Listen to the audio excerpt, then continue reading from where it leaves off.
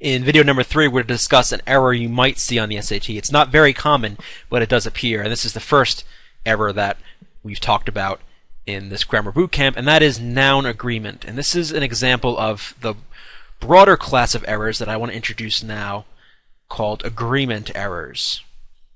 And agreement essentially means that the words and structures of a sentence have to agree with each other, have to work with each other.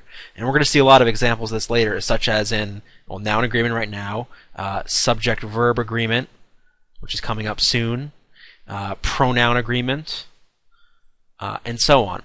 Right? So the first one we're going to see here is noun agreement, and as you might expect, it happens with nouns. Now, there is a lot of controversy sometimes about the issue of noun agreement. In certain examples where people are possessing things. I won't get into that because that's not really going to be tested on the SAT. What is usually tested on the SAT with noun agreement is an example like this. John and Mary want to become an astronaut.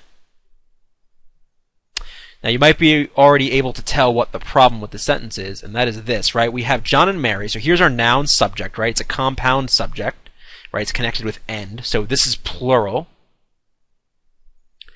And here we've got, they want to become an astronaut. So here's another noun, and the problem is this is singular.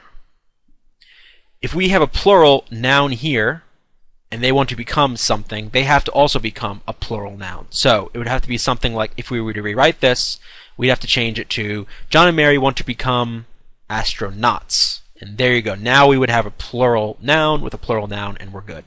Generally, what you're looking for is a plus profession, or as a plus profession, because the issue of noun agreement with professions is relatively uncontroversial compared to some other examples you might see with noun agreement.